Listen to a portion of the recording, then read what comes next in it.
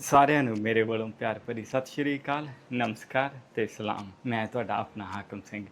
ਅੱਜ ਇਸ ਵੀਡੀਓ ਦੇ ਵਿੱਚ ਅਸੀਂ ਗੱਲ ਕਰਾਂਗੇ ਕਿ ਜੇ ਕਈ ਵਾਰੀ ਹੁੰਦੇ ਬੰਦੇ ਕਿ ਜਿਹੜੇ ਕਾਫੀ ਜ਼ਿਆਦਾ ਪਤਲੇ ਹੁੰਦੇ ਆ ਤੇ ਬੜੀਆਂ ਚੀਜ਼ਾਂ ਦੀ ਕੋਸ਼ਿਸ਼ ਕਰਦੇ ਆ ਕਿ ਥੋੜ੍ਹੇ ਹੈ ਨਾ ਸਿਹਤ ਤੋਂ ਤਗੜੇ ਹੋ ਜਾਣ ਜਾਂ ਵੇਟ ਪੁੱਟ ਔਨ ਕਰ ਲੈਣ, ਪਰ ਉਹਨਾਂ ਕੋਲ ਨਹੀਂ ਹੋ ਪਾਉਂਦਾ।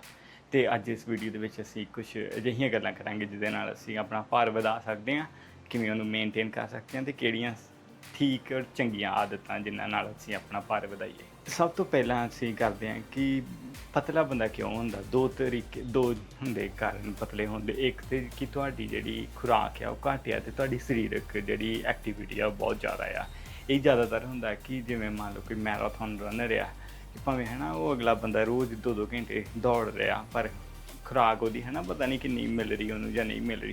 ਅਤੇ ਉਹ ਬੰਦੇ ਨੇ ਆਪਣਾ ਵੇਟ ਲੋਸ ਕਰਨਾ ਕਿ ਤੁਸੀਂ ਹੈ ਨਾ ਉਹ ਕਾਰਡੀਓ ਕਰ ਰਹੇ ਹੋ ਰੋਜ਼ ਇੰਨਾ ਜ਼ਿਆਦਾ, ਤੁਹਾਡੀ ਕੈਲੋਰੀਜ਼ ਬਰਨ ਹੋਣੀਆਂ, ਤੁਹਾਡੇ ਆਪਣੇ ਜਿਹੜਾ ਮਸਲ ਮੈਸ ਘਟਣਾ ਕਿ ਉਹ ਸਾਰਾ ਹੀ ਕਾਰਡੀਓ ਬੇਸਡ ਆ ਤੁਹਾਡਾ ਜਿਹੜੀ ਰੂਟੀਨ। ਅਤੇ ਇੱਕ ਕਿ ਖੁਰਾਕ ਜਦੋਂ ਬੰਦਾ ਖਾਂਦਾ ਅਤੇ ਉਹਨੂੰ ਮੈਰਾਥਨ ਰਨਰ ਦੀ ਖੁਰਾਕ ਜਿਹੜੀ ਜਿੰਨੀ ਮਰਜ਼ੀ ਖਾ ਲੇ ਕਿ ਹੈ ਨਾ ਐਕਟੀਵਿਟੀ ਬਹੁਤ ਜ਼ਿਆਦਾ, ਅਤੇ ਉਹ ਬੰਦਾ ਪਤਲਾ ਰਹਿੰਦਾ।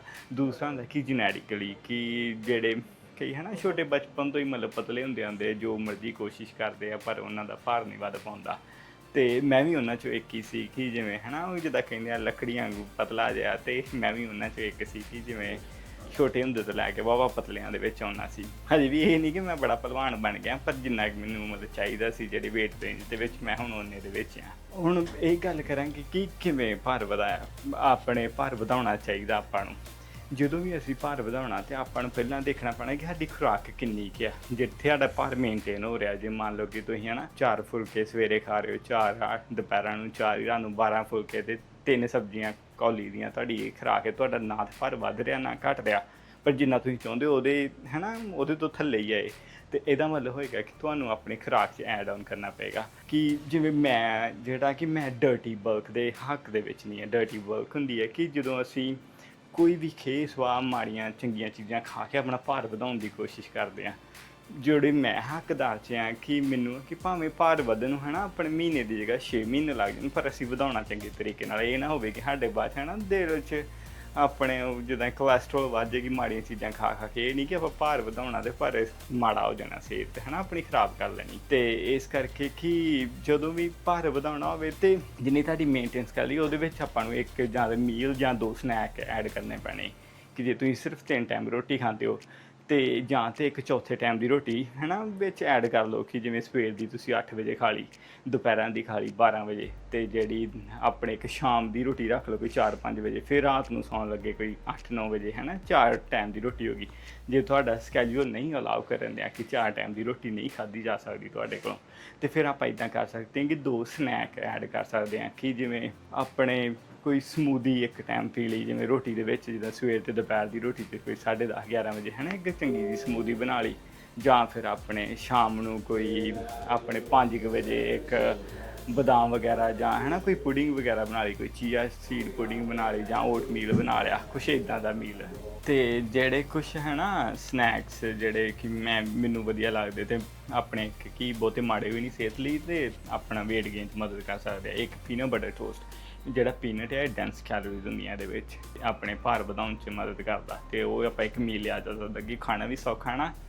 ਕਿ ਜੇ ਤੁਸੀਂ ਥੋੜ੍ਹਾ ਜਿਹਾ ਜ਼ਿਆਦਾ ਪਤਲੇ ਹੋ ਅਤੇ ਇੱਦਾਂ ਕਰ ਲਓ ਕਿ ਇੱਕ ਸ਼ੇਕ ਬਣਾ ਲਓ ਕੋਈ ਹੈ ਨਾ, ਜਿੱਦਾਂ ਖਜੂਰ ਉਹਦੇ ਵਿੱਚ ਕੈਲੋਰੀਜ਼ ਕਾਫੀ ਜ਼ਿਆਦਾ ਹੁੰਦੀ, ਕੇਲੇ ਨਾਲ ਦੁੱਧ ਮਿਲਾ ਕੇ ਵਿੱਚ, ਅਤੇ ਨਾਲ ਪੀਨਟ ਬਟਰ ਟੋਸਟ ਲੈ ਲਓ। ਇੱਕ ਮੀਲ ਤੁਹਾਡਾ ਹੋ ਗਿਆ ਅਤੇ ਆਪਣੇ ਸਨੈਕ ਦੇ ਤੌਰ 'ਤੇ ਕਿ ਉਹਦੇ ਨਾਲ ਹੈ ਨਾ ਭਾਰ ਵੱਧ ਜਾਵੇਗਾ।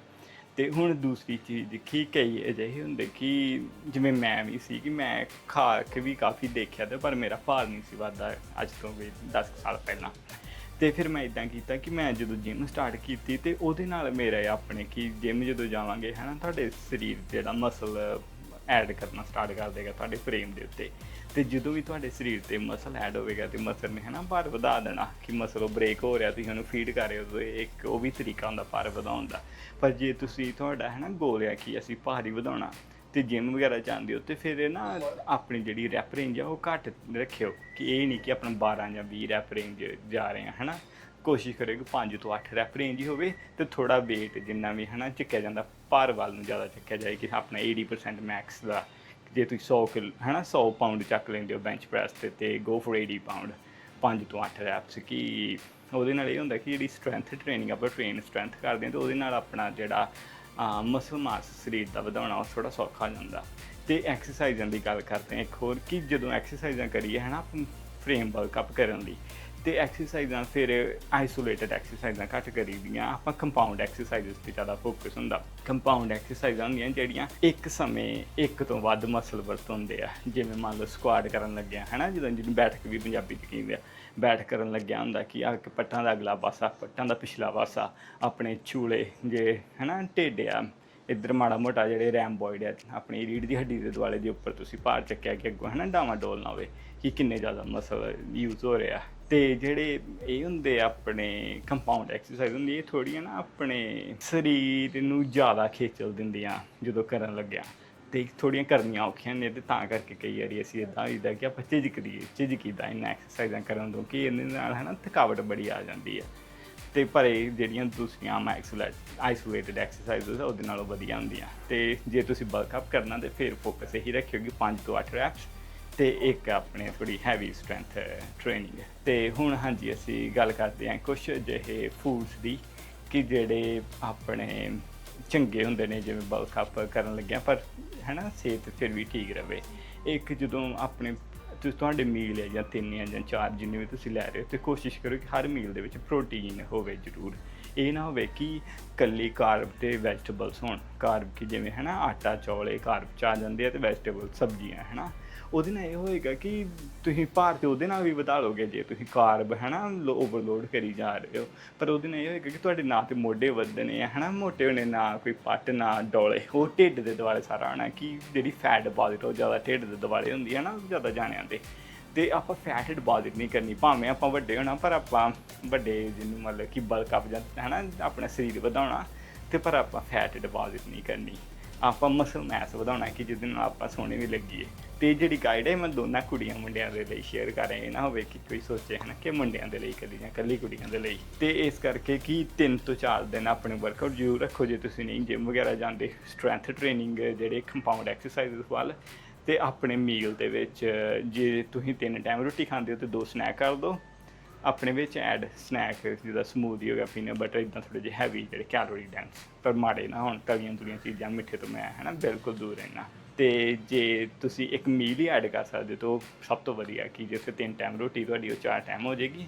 ਨਾਲੇ ਕੋਸ਼ਿਸ਼ ਕਰਿਓ ਕਿ ਥੋੜ੍ਹੀ ਜਿਹੀ ਵੱਧ ਖਾਣ ਦੀ, ਕਿ ਜੇ ਹੈ ਨਾ ਕੋਈ 8 ਔਂਜ਼ ਅੱਧ ਪਾ ਚਿਕਨ ਖਾ ਰਿਹਾ ਅਤੇ ਕੋਈ 25 ਗ੍ਰਾਮ 50 ਗ੍ਰਾਮ ਥੋੜ੍ਹਾ ਜਿਹਾ ਐਕਸਟਰਾ ਐਡ ਕੀਤਾ ਜਾਵੇ। ਜੇ ਤੁਸੀਂ 3 ਅੰਡਿਆਂ ਦਾ ਆਮਲੇਟ ਬਣਾ ਕੇ ਖਾ ਰਹੇ ਹੋ ਤਾਂ ਸਵੇਰੇ 4 ਕੀਤੇ ਜਾਣ। ਇਹਦੇ ਨਾਲ ਹੀ ਤੁਸੀਂ ਮੈਨੂੰ ਦਿਓ ਇਜਾਜ਼ਤ, ਅਤੇ ਮੈਂ ਅਗਲੇ ਹਫ਼ਤੇ ਵੀ ਤੁਹਾਡੇ ਲਈ ਇੱਕ ਸੋਹਣੀ ਜਿਹੀ ਵੀਡੀਓ ਲੈ ਕੇ ਆਵਾਂਗਾ।